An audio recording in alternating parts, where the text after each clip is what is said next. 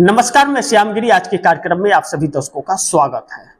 चंद्रबाबू नायडू को मोदी जरूरी या मजबूरी? अब इस देश की जनता भी यह जानना चाहती है और यह एक बहुत बड़ा सवाल भी उठ खड़ा हुआ है कि चंद्रबाबू नायडू को मोदी जरूरी है या मजबूरी है। क्योंकि जिस तरह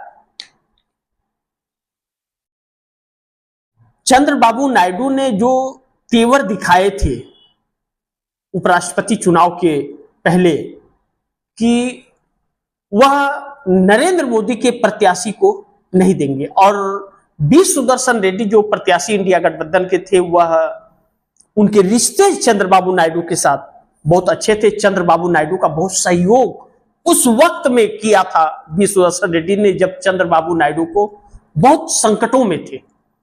तभी भी चंद्रबाबू नायडू नहीं साथ दिए बी सुदर्शन रेड्डी को, सीपी राधाकृष्ण को वोट किए। क्यों?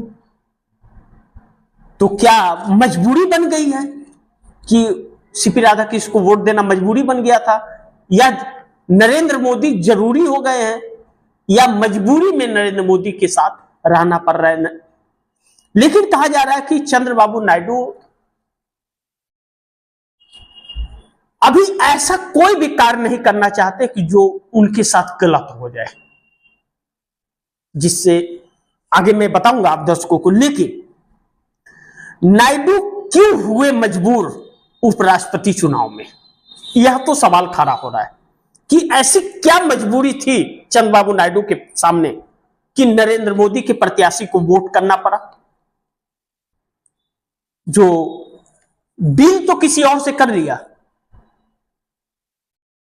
कि हम अंदर आत्मा के हिसाब से हम बी सुदर्शन रेड्डी को समर्थन देंगे, हमारे सभी लोग देंगे, लेकिन फिर देना पड़ा। ऐसी क्या मजबूरी आ गई? 360 करोड़ रुपया कौशल विकास परियोजना के तहत घोटाला और जेल जाने से बचने की धमकी कि अगर आपने वोट नहीं दिया तो जेल भी डालूंगा। जेल जाने का डर चंद्रबाबू नायडू को मजबूर कर दिया उपराष्ट्रपति चुनाव में। लेकिन दूसरी तरफ यह भी सवाल उठ रहा है कि नायडू की क्या हुई डील मोदी से। याद कीजिए, उपराष्ट्रपति चुनाव से पहले मैंने आप दर्शकों को एक कार्यक्रम करके मैंने बताया था कि 5,000 करोड़ रुपए की डील हुई थी। 5,000 करोड़ रुपए में बिक गए चंद्रबाबू नायडू। 5,000 करोड़ रुपए में चंद्रबाबू नायडू बिक गए। उन्होंने वित्त मंत्री निर्मला सीतारमण से वह मिले, कहे कि हमें 5,000 करोड़ रुपए का बजट, जो हमें बजट आंध्रा को मिलेगा उसके अतिरिक्त बजट 5,000 करोड़ चाहिए। उसके बाद सीपी राधाकृष्ण को जाकर के उन्होंने कहा था कि मैं आपको समर्थन कर रहा हूं, लेकिन उसके बाद में फिर बी सुदर्शन रेड्डी की तरफ उनका झुकाव हो गया और चंद्रबाबू नायडू को छोड़कर के रेवंत रेड्डी के साथ जैसे ही मोदी ने कनेक्शन जोड़ा तो चंद्रबाबू नायडू गुस्से में हो गए।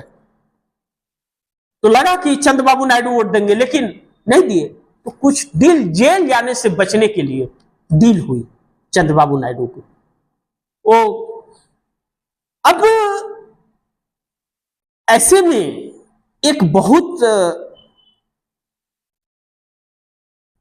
एक ऐसा सवाल उठ खड़ा हुआ है कि चंद्रबाबू नायडू को मोदी ने ठेंगा दिखा दिया। डील हुई 5,000 करोड़ की, वोट भी ले लिया और ठेंगा भी दिखा दिया। एक धमकी में काम निकल गया कि सलाखों के पीछे जाना है क्या। आम जनता तो समझ रही है, यह नेता कब समझेंगे। आम जनता का यह कहना है, कमेंट में भी आता है कि अगर यह समर्थन ये लोग वापस ले ले तो सरकार ही गिर जाएगी, या सरकार नहीं रहेगी तो कौन ईडी सीबीआई को भेजेगा। तो क्या इन नेताओं को समझ नहीं आ रहा है, या यह नेता सब जानकर अनजान बने हुए इस देश की जनता को धोखा दे रहे हैं, जैसे वक्फ कानून के तहत के वक्त चंद्रबाबू नायडू ने मुस्लिम वर्ग को धोखा दिया। अब ऐसे में नरेंद्र मोदी ने ठेंगा दिखा दिया, न पैसा दिया न कुछ भी नहीं दिया, और वोट भी डलवा लिया, एक धमकी में काम निकल गया। और दूसरी तरफ नायडू की मजबूरी, सत्ता है जरूरी। अब अगर जेल चले जाएंगे तो क्या मिलेगा? अब सत्ता 4 साल बरकरार है, 5 साल की सत्ता 24 में हुआ, अब 29 में होगा, तो 4 साल बाकी है। अब सत्ता का 4 साल कम से कम सत्ता का सुख भोग ले, तो उसके लिए सत्ता जरूरी है, तो फिर साथ रहना भी जरूरी है। लेकिन जैसा मोदी ने ठेंगा दिखाया, अब चंद्रबाबू नायडू बार्गेनिंग कर पाएंगे मोदी को या भाजपा को, अब मुश्किल लग रहा है। क्योंकि समझ गए मोदी कि इनको एक धमकी से काम चल जाएगा, इन्हें अब कुछ देने की जरूरत नहीं है, जो चंद्रबाबू नायडू के लिए शुभ संकेत नहीं दे रहा है। आगे क्या होगा वक्त बताएगा, लेकिन एक बहुत सटीक रास्ता नरेंद्र मोदी ने निकाल लिया। ऐसे में मोदी ने एक म्यान में 2 तलवार रख दिया, एक म्यान में 2 तलवार रख दिया, नायडू और जगनमोहन रेड्डी। अब बात यहीं पे फंसी है, बात यहां पे यह फंस गई कि जगनमोहन रेड्डी और चंद्रबाबू नायडू में बनती नहीं है, दोनों में दुश्मनी। जगनमोहन रेड्डी और नरेंद्र मोदी ही मिलकर के चंद्रबाबू नायडू को जेल भेजे थे, और जगनमोहन रेड्डी को इन्होंने फोन किया और वोट मांगा, इसीलिए चंद्रबाबू नायडू नाराज हुए थे। और अब एक धमकी के जरिए नरेंद्र मोदी ने दोनों दुश्मनों को एक ही म्यान में डाल दिया है। तो कहीं ऐसा तो नहीं कि एक म्यान में 2 धारी कहीं म्यान को ही काट दे, तो नरेंद्र मोदी की सत्ता पलक झपकते गायब हो जाएगी, क्योंकि कहानी अलग तरफ मुड़ गई है। अब देखते हैं कि चंद्रबाबू नायडू में कितना दम है, कितना अपना सम्मान बचा सकते हैं, या बस 4 साल की ही राजनीति बची हो, उसके बाद राजनीति नहीं करनी है।